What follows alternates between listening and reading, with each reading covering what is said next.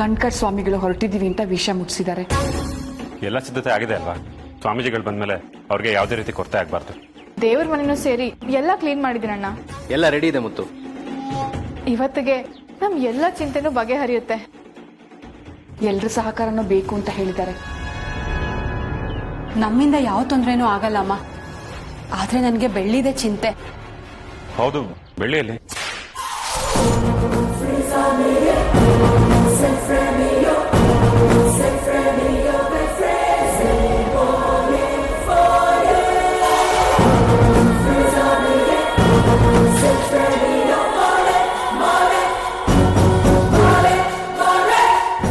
ಏನ್ ಬೆಳ್ಳಿ ನೀನ್ ಅವತಾರ?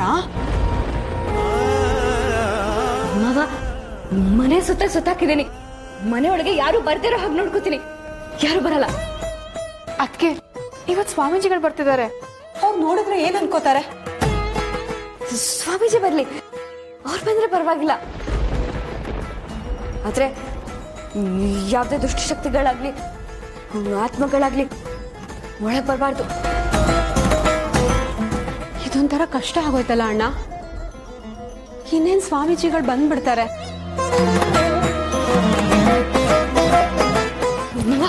ಮಾವ ಏನು ಯೋಚನೆ ಮಾಡ್ಬಿಡಿ ಮಾವ. ಮನೆ ಒಳಗೆ ಯಾವ ಶಕ್ತಿನೂ ಬರ್ತಾರೋ ಹಾಗೆ ನಾನು ನೋಡ್ಕೊಂಡ್ ಬರ್ತೀನಿ. ಇನ್ನೊಂದ್ಸರಿ ನೋಡ್ಕೊಂಡ್ ಬರ್ತೀನಿ. ಐಶು, ನೀನ್ ಬೆಳ್ಳಿ ಜೊತೆ ಇರು. ಸ್ವಾಮೀಜಿಗಳು ಬರ್ತಾರೆ, ಅವ್ರ ಜೊತೆ ಮಾತಾಡಿಸ್ಬೇಕು. ಅಲ್ಲಿ ತನಕ ಅವಳನ್ನ ಹುಷಾರಾಗಿ ನೋಡ್ಕೊ. ಸರಿ ಅಮ್ಮ.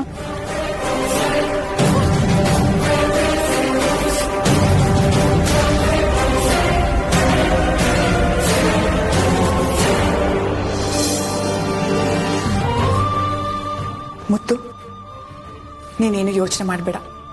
ಸ್ವಾಮೀಜಿಗಳು ಭರವಸೆ ಕೊಟ್ಟಿದ್ದಾರೆ. ಮಾಯನ ಆತ್ಮ ಏನು ತೊಂದರೆ ಕೊಡದೆ ಇರೋ ಹಾಗೆ ನಾನು ನೋಡ್ಕೋತೀನಿ. ಬೆಳ್ಳಿ ಮೊದ್ಲಿನ ಹಾಗೆ ಆಗೇ ಆಗ್ತಾಳೆ ಅಂತ. ಅಮ್ಮ, ಸ್ವಾಮೀಜಿ ಬಂದ್ರು ಅನ್ಸತ್ತೆ. ಷಣ್ಮುಗ, ಹೋಗಿ ಕರ್ಕೊಂಡು ಬಾ. ಸರಿ ಮುತ್ತು.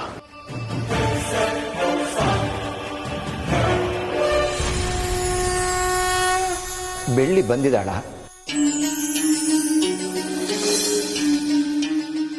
ಸ್ವಾಮಿ ಆಶೀರ್ವಾದ ಮಾಡಿ. ದೀರ್ಘ ಸುಮಂಗಲಿ ಭವ. ತುಳಸಿ, ಸಮಯ ವ್ಯರ್ಥ ಮಾಡೋದು ಬೇಡ. ಪೂಜೆ ಪ್ರಾರಂಭ ಮಾಡು.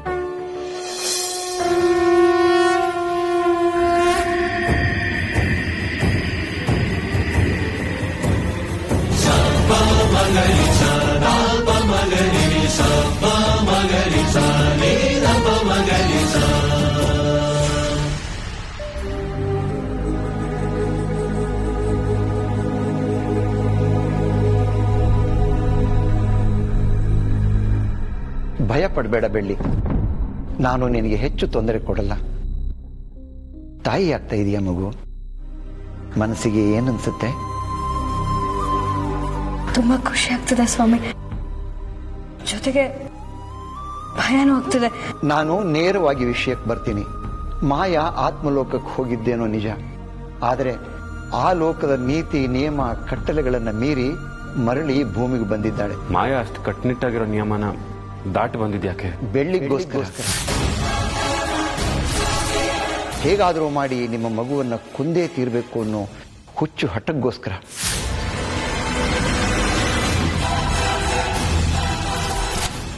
ಬರೀ ಕೆಟ್ಟಿದ್ದ ಕೇಳಿ ಕೇಳಿ ಸಾಕಾಗಿದೆ ಸ್ವಾಮಿ. ಇದೆಲ್ಲ ಇವತ್ತೇ ಮುಗಿಬೇಕು. ಮಾಯಾ ಈ ಲೋಕದಿಂದ ಹೋಗದೆ ಹೋದ್ರೆ ನಾವೆಲ್ಲರೂ ಇದ್ದು ಸತ್ತ ಹಾಗೆ. ಈ ಮನೆ ಮನೆ ಆಗಿರೋದಿಲ್ಲ, ಸ್ಮಶಾನ ಆಗಿರುತ್ತೆ. ಅದೆಲ್ಲವನ್ನು ಪರಿಹಾರ ಮಾಡೋದಕ್ಕೋಸ್ಕರನೇ ನಾನು ಬಂದಿದ್ದು. ಅವಳು ಅವಳ ಆತ್ಮಲೋಕಕ್ಕೆ ಪ್ರಯಾಣ ಮಾಡೋದಕ್ಕೆ ಒಂದು ದಾರಿ ಇದೆ. ಏನ್ ದಾರಿ ಸ್ವಾಮಿ? ಅದು ಅಷ್ಟೇನೂ ಕಷ್ಟವಲ್ಲ. ಆದರೆ ಅದನ್ನು ಸಾಧ್ಯವಾಗಿಸೋದಕ್ಕೆ ಬೆಳ್ಳಿಯ ಸಹಕಾರ ಬಹಳ ಮುಖ್ಯ. ನನ್ನಿಂದ ಮಾಯಕನ ಆತ್ಮಕ್ಕೆ ಪೂರ್ತಿಯಾಗಿ ಬಿಡುಗಡೆ ಸಿಗುತ್ತೆ ಅಂದ್ರೆ ನಾನು ಏನ್ ಬೇಕಾದ್ರೂ ಮಾಡ್ತೀನಿ ಸ್ವಾಮಿ. ಅಂಥದ್ದೇನಿದೆ ಸ್ವಾಮಿ? ನೀವೆಲ್ಲರೂ ಸುಳ್ಳು ಹೇಳಿ ನಟಿಸ್ಬೇಕು. ನಟಿಸೋದ? ಯಾರ ಮುಂದೆ? ಮಾಯಳ ಮುಂದೆ. ಮಾಯನ್ ಮುಂದೆನಾ? ಅಲ್ಲ, ಅವಳ ಮುಂದೆ ಹೇಗೆ ನಡ್ಸೋದಕ್ಕಾಗುತ್ತೆ? ನಾನು ಮೊದಲೇ ಹೇಳಿದ್ದೆ ಅಲ್ವಾ, ಇಲ್ಲಿ ನಡೀತಿರೋ ಎಲ್ಲ ನಡವಳಿಕೆಗಳು ಅವಳಿಗೆ ಗೊತ್ತಾಗುತ್ತೆ ಅಂತ. ನೀವುಗಳು ಸುಳ್ಳು ಹೇಳೋದ್ರಿಂದ ಮಾಯಾ ಅದನ್ನೇ ನಿಜ ಅಂದ್ಕೊಳ್ತಾಳೆ. ಆಮೇಲೆ ಈ ಪ್ರಪಂಚವನ್ನೇ ಬಿಟ್ಟು ಹೋಗ್ತಾಳೆ. ನಾವು ನಡ್ಸೋದಾದ್ರೂ ಹೇಗೆ? ಬೆಳ್ಳಿಗೆ ಅಬಾರ್ಷನ್ ಆಗಿ ಮಗು ಸತ್ತೋಯ್ತು ಅಂತ ಹೇಳಬೇಕು.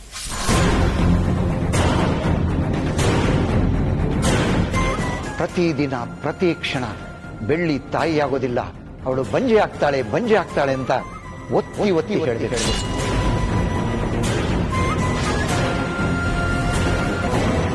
ಮಾಯಾ ಈ ಸಲ ಆತ್ಮಲೋಕಕ್ಕೆ ಹೋದರೆ ಮತ್ತೆ ಮರಳಿ ಬರೋದಕ್ಕೆ ಸಾಧ್ಯವೇ ಇಲ್ಲ.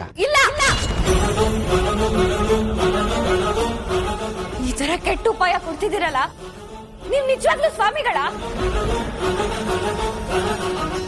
ಒಬ್ಳು ತಾಯಿನೇ ಅಲ್ಲ ಅಂತ ಹೇಳಿದ್ರೆ ತನ್ ಮನ್ಸಿಗೆ ತಾನೇ ದ್ರೋಹ ಮಾಡ್ಕೊಂಡಾಗಲ್ವಾ? ನಿಮ್ಗೆ ಮನುಷ್ಯತ್ವ ಅನ್ನೋದೇ ಇಲ್ವಾ? ಬೆಳ್ಳಿಗೆ ಏನು ಅಂತ ಮಾತಾಡ್ತಿದ್ಯಾ? ಆ ಥರ ಇಷ್ಟ ಬಂದಾಗ ಮಾತಾಡಬಾರ್ದಲ್ವಾ? ಇವ್ರ ಮಾತ್ರ ಮನ್ಸಿಗೆ ನೋವಾಗೋ ತರ ಮಾತಾಡ್ಬೋದು, ನಾನ್ ಮಾತ್ರ ಇವ್ರು ಹೇಳ್ತಿರೋ ತಪ್ಪು ಅಂತ ಹೇಳ್ಬಾರ್ದಾ? ನೋಡಮ್ಮ ಬೆಳ್ಳಿ, ನನ್ ಮಾತು ಕೇಳು. ಕೇಳಲ್ಲ. ನೀನು ಸರಿ, ನನ್ ಮಗು ಸಾವಿನ ಬಗ್ಗೆ ಏನಾದ್ರೂ ಮಾತಾಡಿದ್ರೆ ನಿಮ್ಮನ್ನ ಸ್ವಾಮೀಜಿ ಅಂತಾನು ನೋಡ್ದೆ ಚಾವಟಿಲಿ ಚೆನ್ನಾಗಿ ಹೊಡೆದು ಮನೆಯಿಂದ ಹೊರಗೆ ಹಾಕ್ಬೇಕಾಗುತ್ತೆ. ನೀವ್ ಬಂದಿದ್ ಕೆಲ್ಸ ಆಯ್ತಲ್ಲ, ತೊಲಗಿ ಇಲ್ಲಿಂದ. ತೊಲಗಿ.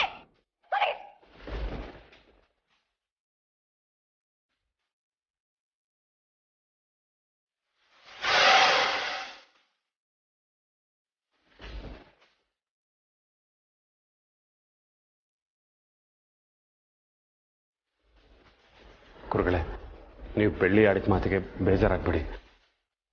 ಮಾತುಕತೆ ಥರ ಇದ್ರು ಮನಸ್ಸು ಬೆಣ್ಣೆ ಥರ, ಅವಳಲ್ಲಿ ಕಲ್ಮಶ ಇಲ್ಲ. ದಯವಿಟ್ಟು ಎಲ್ಲೂ ಹೋಗ್ಬೇಡಿ. ನಾನು ಮುತ್ತು ಹೋಗಿ ಅವಳನ್ನ ಸಮಾಧಾನ ಮಾಡಿ ಕರ್ಕೊಂಡು ಬರ್ತೀವಿ. ಮುತ್ತು ಬಾ.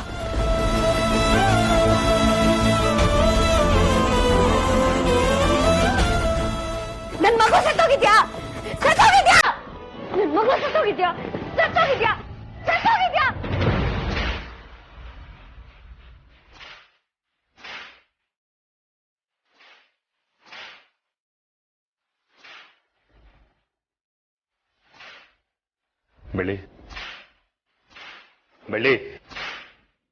ಬೆಳ್ಳಿ ಯಾಕೆ ಇಷ್ಟೊಂದು ಕೋಪ ಮಾಡ್ಕೊತಿದ್ಯಾ? ನನ್ ಮಗು ಸತ್ತೋಗಿಲ್ಲ ಅಂತ ನಾನ್ ಹೇಳ್ಬೇಕಾ? ನನ್ ಪ್ರಾಣ ಹೋದ್ರೂ ಪರವಾಗಿಲ್ಲ, ನಾನ್ ಯಾವತ್ತೂ ಆತರ ಸುಳ್ಳು ಹೇಳಲ್ಲ. ಈ ಮಗು ಆ ದೇವ್ರು ನಮಗ್ ಕೊಟ್ಟಿರೋ ವರ ಮಾವ. ಚಿತ್ರಕರ್ಣ ನಮಗ್ ಉಡುಗೊರೆ ಕೊಟ್ಟಿದ್ದಾನೆ. ಅಂದ್ಮೇಲೆ ಆ ಪ್ರೀತಿಗೆ ನಾವ್ ಬೇಗ ಭೇಟಿಯಾಗಿ ಬೆಲೆ ಕೊಡಕ್ಕಾಗತ್ತಾ? ಬೆಳ್ಳಿ, ಸ್ವಾಮೀಜಿ ಇದನ್ನೆಲ್ಲ ಹೇಳ್ತಿರೋದು ನಮ್ಮ ಒಳ್ಳೇದಕ್ಕಲ್ವಾ? ಅಂದ್ಮೇಲೆ ನೀನ್ ಯಾಕೆ ಒಪ್ಕೋತಾ ಇಲ್ಲ? ಅಬಾರ್ಷನ್ ಆಯ್ತು, ಮಗು ಸಾಯೋದಕ್ಕೆ ಮಾಯಕನೇ ಕಾರಣ ಅಂತ ಬೈಕೊಂಡು ತಿರ್ಗಾಡೋದು ಇದ್ಯಾವುದು ನನಗಿಷ್ಟ ಇಲ್ಲ. ನೀವೆಲ್ರೂ ಆ ಕೆಟ್ಟ ಸ್ವಾಮೀಜಿಗೆ ಬೆಂಬಲ ಕೊಡ್ತಿರೋದು ನನಗೊಂಚೂರು ಇಷ್ಟ ಇಲ್ಲ. ಮಾವ, ಆ ಸ್ವಾಮೀಜಿನ ಮೊದಲು ಕಳಿಸಿ. ಹಾಗಲ್ಲ ಬೆಳ್ಳಿ. ಏನೇ ಆದ್ರೂ ಸರಿ, ಯಾವುದೇ ಕಾರಣಕ್ಕೂ ನಾನಂತ ಮಾತನ್ನ ಹೇಳಲ್ಲ. ಒಂದ್ ವೇಳೆ ಏನಾದ್ರೂ ಆ ಸ್ವಾಮೀಜಿ ನನಗೆ ಇದೇ ತರ ಹಿಂಸೆ ಮಾಡಿದ್ರೆ,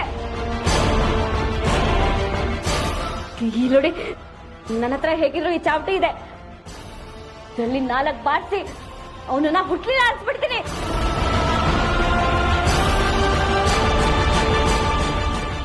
ನಾನು ಇಲ್ಲಿಂದ ಎಲ್ಗೂ ಬರಲ್ಲ. ಹೊರಟೋಗಿ.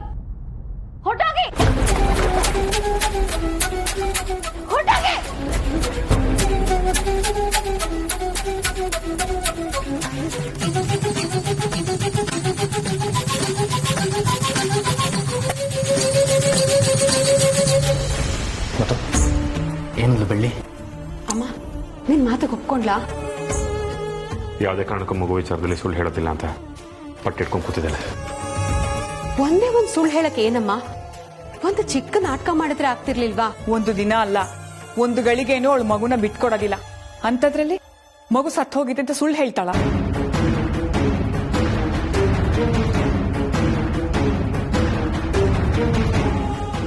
ತಾಯಿಗೆ ಮಗುನೇ ಪ್ರಪಂಚ. ಮಗು ಹುಟ್ಟಕ್ ಮೊದಲಾಗ್ಲಿ ಹುಟ್ಟದ ಮೇಲಾಗ್ಲಿ ಎಲ್ಲ ಜವಾಬ್ದಾರಿನೂ ತಾಯಿದೆ. ತನ್ನ ರಕ್ತನೆಲ್ಲ ಬಸ್ದು ಮಗುನ ಹೆರ್ತಾಳೆ. ಜೀವಂತವಾಗಿರ್ಬೇಕಾದ್ರೆ ಮಗು ತೀರ್ ಹೋಗಿದೆ ಅಂತ ಹೇಗೆ ಹೇಳಕ್ಕಾಗತ್ತೆ? ಈ ರೀತಿ ಸುಳ್ಳು ಹೇಳದೆ ವಿಧಿಯೇ ಇಲ್ಲ. ಭಗವದ್ಗೀತೆಯ ಪ್ರಕಾರ ನ್ಯಾಯ, ನೀತಿ, ಧರ್ಮ ಎಲ್ಲರೂ ಪಾಲಿಸಬೇಕು. ಸತ್ಯವನ್ನೇ ನುಡಿಬೇಕು. ನಿಜ. ಆದರೆ ಒಂದು ಸುಳ್ಳು ಹೇಳೋದ್ರಿಂದ ಇನ್ನೊಬ್ಬರಿಗೆ ಒಳ್ಳೇದಾಗುತ್ತೆ ಅಂದರೆ ಸತ್ಯವನ್ನು ಮರೆಮಾಚಿ ಸುಳ್ಳು ಹೇಳೋದ್ರಿಂದ ಯಾವುದೇ ತಪ್ಪಿಲ್ಲ ಅಂತ ಶ್ರೀಕೃಷ್ಣ ಪರಮಾತ್ಮನೇ ಹೇಳಿದ್ದಾನೆ.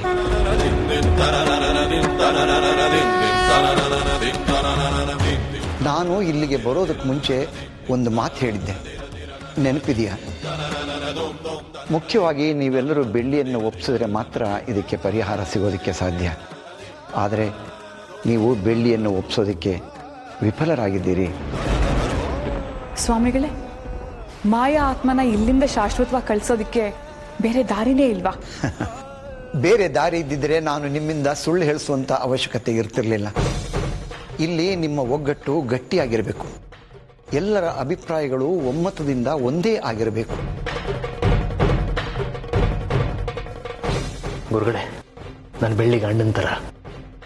ನಾನು ನಾದ್ನಿ ಆಗ್ಬೇಕು. ನಾವಿಬ್ರು ಹೋಗಿ ಒಂದ್ಸರಿ ಮಾತಾಡ್ಕೊಂಡ್ ಬರ್ತೀವಿ. ನಮ್ಮ ಮಾತು ಕೇಳ್ತಾಳೆ.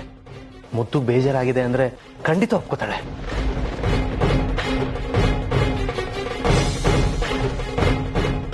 ಅಮ್ಮ ಮುತ್ತಣ್ಣ ಹೋದಾಗ್ಲೇ ಬೈದ್ ಕಳ್ಸಿದಾಳೆ. ಇನ್ ನೀವಿಬ್ರು ಹೋದ್ರೆ ನಿಮ್ ಮಾತ್ ಕೇಳ್ಬಿಡ್ತಾಳಾ? ಖಂಡಿತ ಇಲ್ಲ. ನೀವು ಹೋಗದೆ ಇರೋದೇ ಒಳ್ಳೇದು. ಒಂದು ಪ್ರಯತ್ನ ಮಾಡಲಿ. ಒಬ್ಬೊಬ್ರು ಪರಿಸ್ಥಿತಿಯನ್ನು ಅರ್ಥ ಮಾಡಿಸೋ ರೀತಿ ವಿಭಿನ್ನವಾಗಿರುತ್ತೆ. ಒಂದು ಕೆಲಸ ಮಾಡಿ, ನೀವಿಬ್ರು ಹೋಗಿ ಬೆಳ್ಳಿಗೆ ಇರೋ ಪರಿಸ್ಥಿತಿಯನ್ನು ತಿಳಿಸಿ. ಐಶು, ಒಂದು ನಿಮಿಷ. ನಮಗಿದ್ದ ಅವಧಿ 2 ಗಂಟೆ. ಅದರಲ್ಲಿ ಅರ್ಧ ಗಂಟೆ ಕಳೆದು ಹೋಗಿದೆ. ಇನ್ನು ಉಳಿದ 1.5 ಗಂಟೆ ಒಳಗೆ ನೀವು ಬೆಳ್ಳಿಯನ್ನು ಒಪ್ಪಿಸದೆ ಹೋದರೆ ನಾವು ಮಾಯಳನ್ನು ಕಳಿಸ್ಕೊಡೋದಕ್ಕೆ ತುಂಬ ಕಷ್ಟವಾಗುತ್ತೆ. ನೆನಪಿರಲಿ. ಖಂಡಿತ ಸ್ವಾಮಿ, ಪ್ರಯತ್ನ ಪಡ್ತೀವಿ. ನಿಮ್ಮ ಆಶೀರ್ವಾದ ಇರಲಿ. ಐಶು.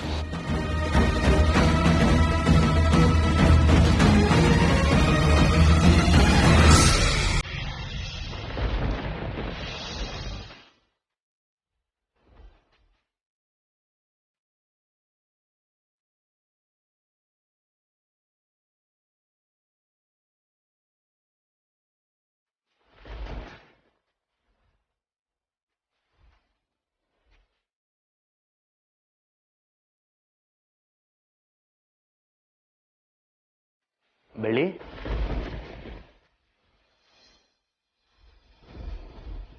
ಏನ್ ತಂಗವ್ವ ಇದು?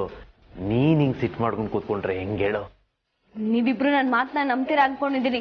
ಅದನ್ ಬಿಟ್ಟು ಒಂದೇ ಒಂದ್ ಸುಳ್ತಾನೆ ಹೇಳು ಅಂತ ಏನಾದ್ರೂ ಹೇಳೋದಕ್ ಬಂದಿದ್ರೆ ದಯವಿಟ್ಟು ಇಲ್ಲಿಂದ ಹೊರಟೋಗಿ. ಸುಳ್ಳು, ಒಂದೇ ಒಂದ್ ಸುಳ್ಳು, ಅದಕ್ಕೆ ಯಾಕೆ ಇಷ್ಟೊಂದು ಮಹತ್ವ ಕೊಡ್ತಿದ್ಯಾ ಬೆಳ್ಳಿ? ನಿಮ್ಮಲ್ಲಿರೋದು ಒಂದೇ ಹೃದಯ, ಒಂದೇ ಪ್ರಾಣ. ಆದ್ರೆ ನನ್ನ ಹತ್ರ ಇರೋದು 2 ಜೀವ. ಒಂದು ನನ್ನ ಪ್ರಾಣ, ಇನ್ನೊಂದು ನನ್ನ ಮಗು. ಹೋದ್ರೆ ಹೋಗ್ಲಿ ಅಂತ ಸುಮ್ನೆ ಬಿಟ್ಬಿಡಕ್ಕಾಗತ್ತಾ? ಹುಟ್ಟಿರೋ ನನ್ನ ಮಗುಗೆ ಬೆಲೆನೇ ಕೊಡದೇ ಇರೋ ಹೋಗಾಗತ್ತೆ.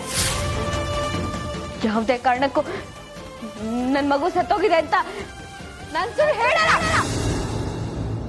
ನನಗೆ ಬಲವಂತ ಮಾಡ್ಬೇಡಿ. ಹೊರಟೋಗಿ, ಹೊರಟೋಗಿ ಇಲ್ಲಿಂದ, ಹೊರಟೋಗಿ.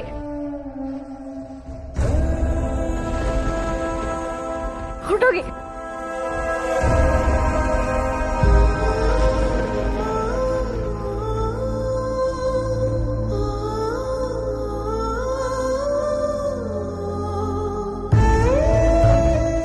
ಸ್ವಾಮಿಗಳೇ, ನಾವೆಷ್ಟು ಕಾದ್ರೂ ಅಷ್ಟೇ ಐಶು ಷಣ್ಮುಗ ಹೋಗಿರೋ ಕೆಲಸ ಖಂಡಿತವಾಗ್ಲೂ ಆಗಲ್ಲ. ನೀವು ಬೇರೆ ಯಾವ್ದಾದ್ರು ದಾರಿ ಇದ್ರೆ ಹೇಳಿ. ಇರೋ ವಿಷಯ ಹೇಳ್ದೆ ಅಮ್ಮ. ಅಲ್ಲೋಡು, ಅವರಿಬ್ಬರೇ ಬರ್ತಿದ್ದಾರೆ. ಷಣ್ಮಗ ಮಾತಾಡ್ದ? ಏನಂದು ಬಿಡ್ಲಿ? ಐಶು, ಏನಾಯ್ತು? ಏನಾದ್ರೂ ಮಾತಾಡು.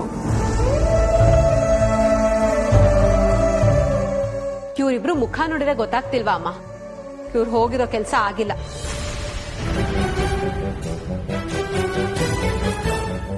ಬೆಳ್ಳಿ ತನ್ನ ನಿರ್ಧಾರದಲ್ಲಿ ತುಂಬಾ ಸ್ಟ್ರಿಕ್ಟ್ ಆಗಿದ್ದಾಳೆ. ಯಾವುದೇ ಕಾರಣಕ್ಕೂ ಯಾರೇ ಏನೇ ಹೇಳಿದ್ರು ಅವಳ ನಿರ್ಧಾರನ ಅವಳು ಬದಲಾಯಿಸೋದಿಲ್ಲ. ಅವಳೇ ಖುದ್ದಾಗಿ ಯಾವಾಗ ತಾನು ಮಗುವಿನ ವಿಚಾರವಾಗಿ ಸಹಾಯ ಮಾಡ್ತೀನಿ, ನನಗೆ ಅಬಾರ್ಷನ್ ಆಗಿ ನನ್ನ ಮಗು ಸತ್ತು ಹೋಗಿದೆ ಅಂತ ಸುಳ್ಳು ಹೇಳೋದಕ್ಕೆ ನಾನು ಒಪ್ಪಿದ್ದೀನಿ ಅಂತ ಹೇಳ್ತಾಳೋ, ಆಗ ತಕ್ಷಣ ನನಗೆ ವಿಷಯ ತಿಳಿಸಿ, ನಾನು ತಕ್ಷಣ ಹೊರಟು ಬರ್ತೀನಿ. ಮತ್ತೆ ಇವಾಗ ಸ್ವಾಮಿ ನಾನಿನ್ನು ಹೊರಡ್ತೀನಿ. ನೀವೆಲ್ಲರೂ ಮಾನಸಿಕವಾಗಿ ಬೆಳ್ಳಿಗೆ ಬೆಂಬಲ ಕೊಡಿ, ಸಹಕಾರ ಮಾಡಿ.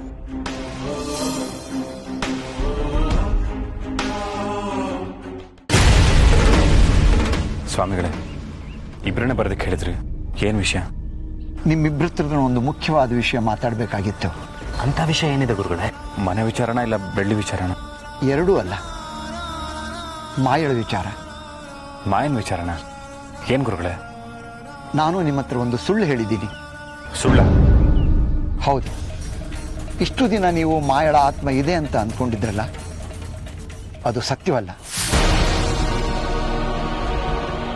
ಯಾವುದೇ ಆತ್ಮ ಆಗಲಿ ಮುಕ್ತಿ ಪಡೆದ ಮೇಲೆ ಅದು ವಾಪಸ್ ಬರೋಕ್ಕೆ ಸಾಧ್ಯವಿಲ್ಲ. ದೈವನು ಅದಕ್ಕೆ ಬೆಂಬಲ ಕೊಡೋದಿಲ್ಲ. ಗುರುಗಳೇ, ಮತ್ತೆ ನಾವು ಇಷ್ಟು ದಿನ ಅಷ್ಟೊಂದು ಟೆನ್ಷನ್ ಮಾಡ್ಕೊಂಡು ಓಡಾಡ್ತಾ ಇದ್ವಿ. ಮತ್ತೆ ಯಾಕೆ ಆತರ ಸುಳ್ಳು ಹೇಳಿದ್ದು ಸ್ವಾಮಿ? ನಿಮ್ಮ ತಾಯಿ ಮತ್ತು ತಂಗಿ ಬಂದು ವಿಚಾರಿಸಿದಾಗಲೇ ಮಾಯಳ ಆತ್ಮ ಇಲ್ಲ ಎಂದು ನನಗೆ ಗೊತ್ತಿತ್ತು.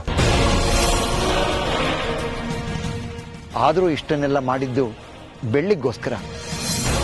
ಬೆಳ್ಳಿ ಇಂಥ ಒಂದು ಸಮಸ್ಯೆಯಲ್ಲಿ ಸಿಕ್ಕಾಕೊಂಡಿದ್ದಾಳೆ ಅನ್ನೋದು ನನ್ನ ಕಿವಿಗೆ ಬಿತ್ತು. ಮಾನಸಿಕವಾಗಿ ಬೆಳ್ಳಿಗೆ ಧೈರ್ಯ ಬರಬೇಕು ಅಂತ ಮಾಯಳ ಆತ್ಮ ಇದೆ ಅಂತ ಸುಳ್ಳು ಹೇಳಿದೆ. ಬೆಳ್ಳಿ ಮುಂದೆನೆ ಮಾಯನಿಗೆ ಮುಕ್ತಿ ಕೊಡಬೇಕು ಅನ್ನೋದು ನನ್ನ ಪ್ರಯತ್ನ ಆಗಿತ್ತು. ನೀವು ನಿಜವಾಗ್ಲೂ ದೇವರು ಗುರುಗಳೇ. ಆದ್ರೆ ನೀವು ಹೇಳ್ತಿರೋದು ನಾವು ಬೆಳ್ಳಿದಾರಲ್ಲಿ ಹೋಗಿ ಅವಳನ್ನ ಸರಿ ಮಾಡೋದು ಅಂತನಾ? ಇದೇ ರೀತಿ 2 ದಿನ ಪ್ರಯತ್ನ ಪಡೋಣ. ಅದು ಸಾಧ್ಯವಾಗದೇ ಇದ್ರೆ ಮುಂದೆ ಏನ್ ಮಾಡಬೇಕು ಎಂದು ಯೋಚನೆ ಮಾಡೋಣ. ಸರಿ ಸ್ವಾಮಿ. ಒಳ್ಳೇದಾಗ್ಲಿ.